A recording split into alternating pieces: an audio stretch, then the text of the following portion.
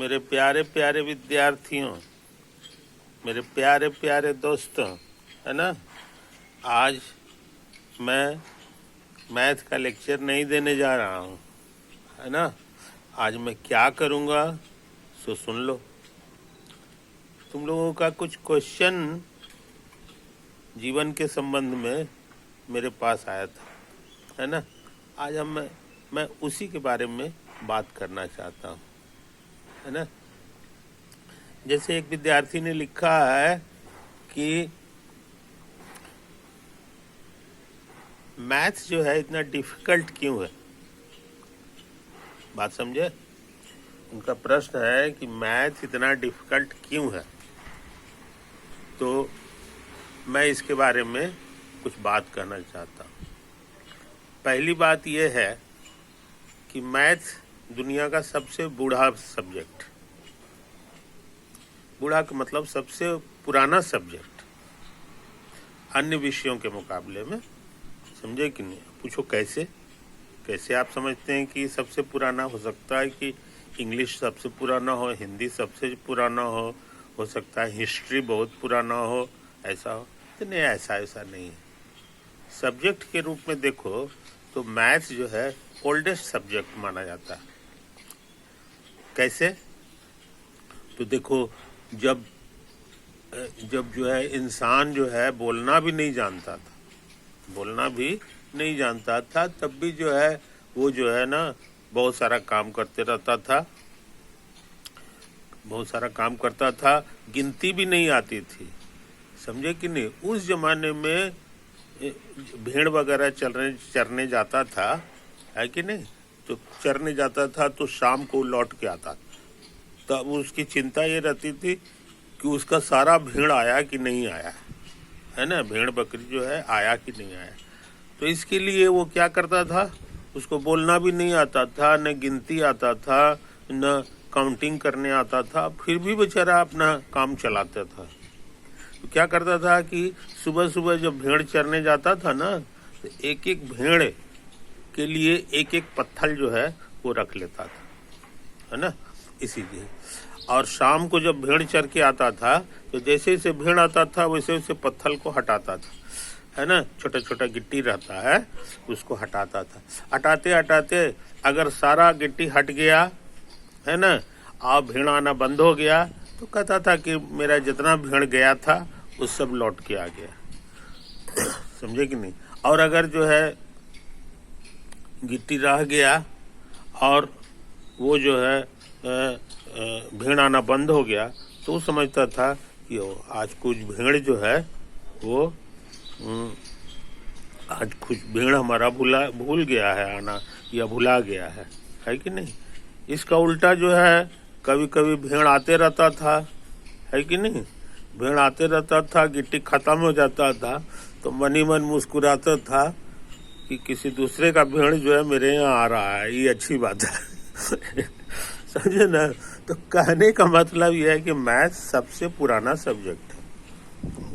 पुराना होने के कारण क्या है कि इस पे खोजबीन जो है बहुत ज्यादा चीजें हो गई हैं, समझे कि नहीं। अन्य विषयों के मुकाबले में ये इसमें खोजबीन जो है बहुत ज्यादा हो गई थी। इसके पास जो सब्जेक्ट्स है, नॉलेज का जो सब्जेक्ट है मैथ का, वो सबसे भंडार जो है वो भंडार सबसे भरा हुआ है कि नहीं। इसका उल्टा फिजिक्स का ले लो, तो फिजिक्स शुरू ही हुआ है न्यूटन से। न्यूटन आज से 300 साल पहले थे, तो पूरा फिजिक्स की किताब यही 300 साल के अंदर में तैयार हुई है ना। तो कहा 300 साल और कहा 3000 बरस। तो ये सारी बातें है कि नहीं। ये चीज़ केमिस्ट्री का तो और बुरा हाल है, वो तो 100-200 बरस पहले लोग एटम के बारे में जाना है। तो एटम है, परमाणु है, एटम है, इत्यादि इत्यादि चीज़ें जो है, मॉलिक्यूल है, ये सब सीखे हुए हाल ही का चीज़ है। ये सब मात्र 100-200 साल पहले हुआ है। तो केमिस्ट्री उतने जवान है। उसी तरह बायोलॉजी का ले लो, तो बायोलॉजी तो उसके भी बाद का चीज़ है। वो तो 100 बरस पहले अब पेंसिलिन वगैरह सब निकला है कि बॉडी जो है सेल से मिलके बना है, etc। तो कहने का मतलब यह है कि उस हिसाब से उन विषयों के मुकाबले में ये जो है सबसे पुराना सब्जेक्ट है, इसीलिए इसमें बातें जो है बहुत ज्यादा है, बहुत ज्यादा है। सब लोगों ने थोड़ा थोड़ा खोजा है, थोड़ा थोड़ा करते करते भी हजारों सालों में बहुत सारी बातें हो गई।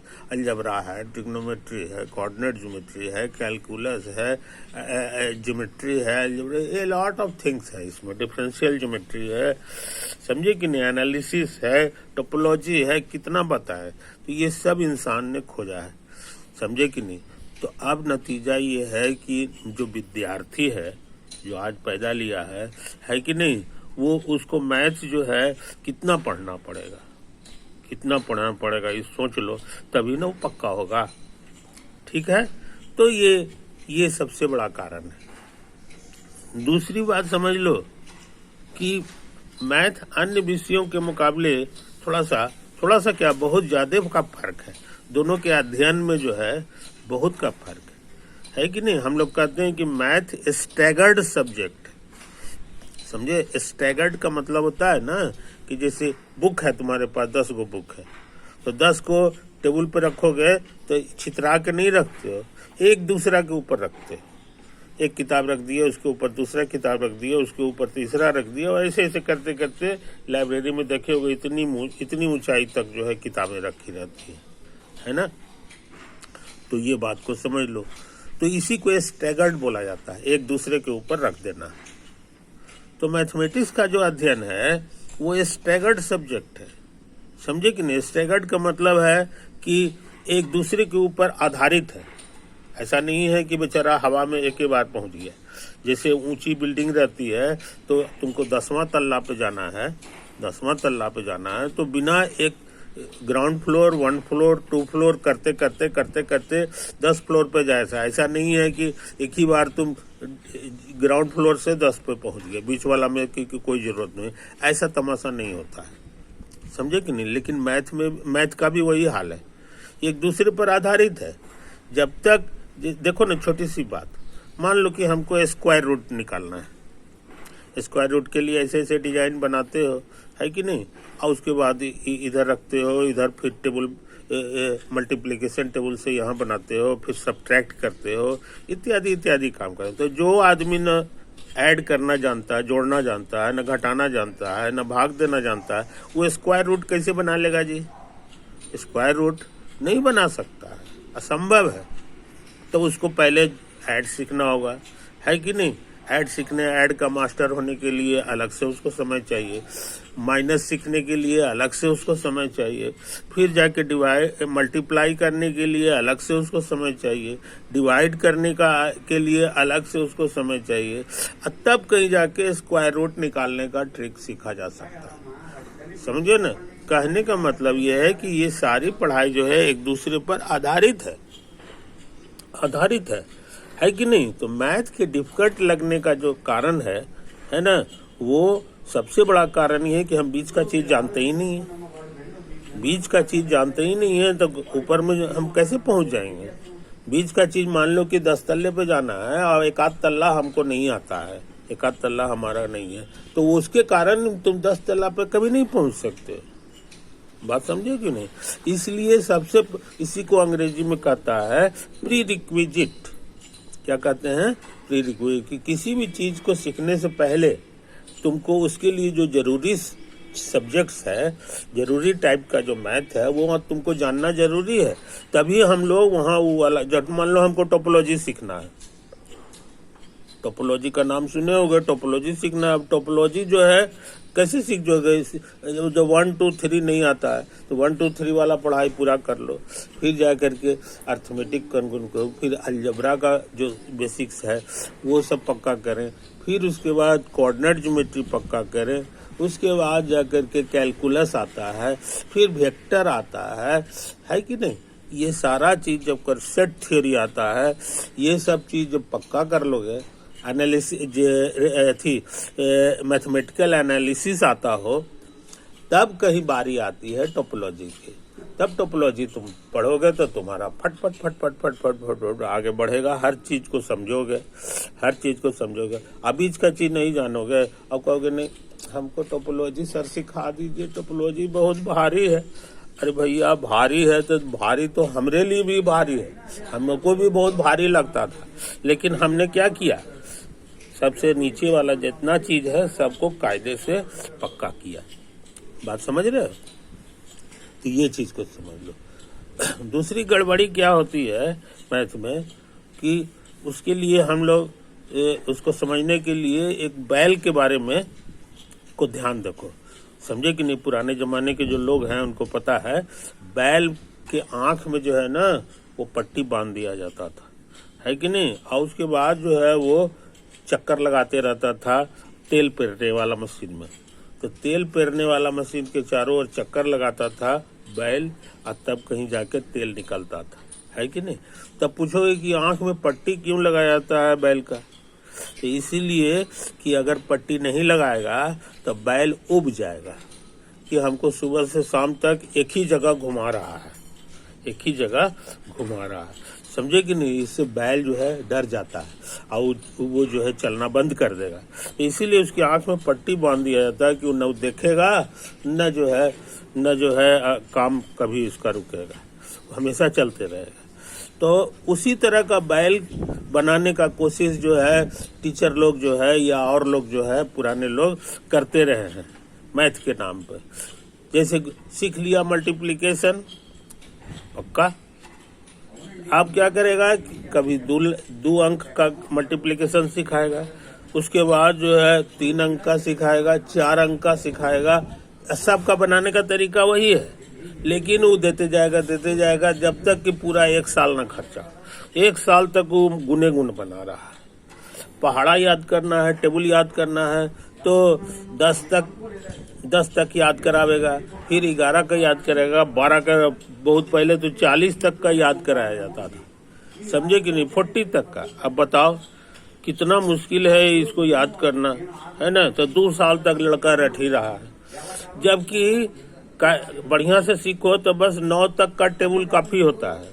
9 तक का टेबल अगर आ गया 2 से लेके 9 तक, तो 2 से लेके 9 तक तुम्हारा जो है करीब 8 गो हो गया। बस 8 टेबल याद करो और उसी में सारा सवाल उसी की मदद से बनता चला जाता है, समझे कि नहीं।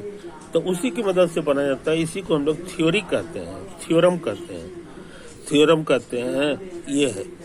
तो मैथ में पक्का होने के लिए बाबू ये सब छोटी छोटी बातों को ध्यान में रखना है। बैल नहीं बनना है, एक ही चीज सीख लिए अब उसी को रिवाइज करते करते साल बिता दिए, है कि नहीं। आज के जमाने में किसी के पास इतना समय नहीं है। तुमको जिंदगी बनाना है, तुमको कंप्यूटर साइंस भी सीखना है, ए लॉट ऑफ थिंग्स में पक्का होना है, तब कहीं जा करके जो व्यवहारिक जिंदगी है उसमें सफल हो पाओगे। इसीलिए बैल वाला काम नहीं करना है, समझे कि नहीं। अगर कोई बैल बनाता है तो उससे सावधान हो जाओ, समझे कि नहीं। तो ये है, ऐसा करोगे।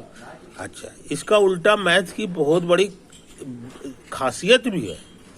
खासियत यह है कि ये इसको कायदे से जैसे हम बताएं वैसे पढ़ोगे तो लगेगा कि दुनिया के हर सब्जेक्ट से आसान है, दुनिया के हर सब्जेक्ट से आसान है।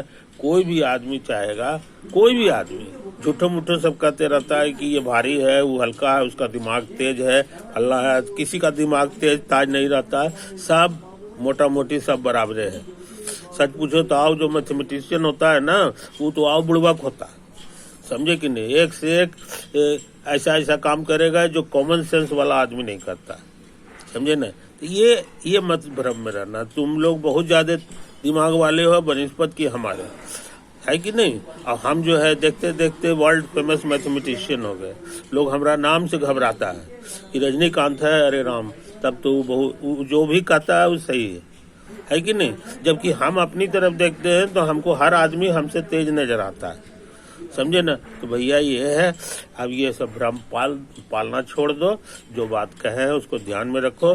मैथ स्टैगर्ड सब्जेक्ट है, एक एक चीज बारीकी से हो। ये समय लेता है ना, कोई भी चीज पढ़ोगे तो उसको पचाने के लिए समय लेता है। जैसे खाना है तो ऐसा थोड़ी है कि तुम खाते जा रहे हो, उसको पचाने के लिए तुमको समय देना होता है कि नहीं। ओके, तो आज की सभा यहीं समाप्त कर रहे हैं भैया, आगे चल के बात करेंगे।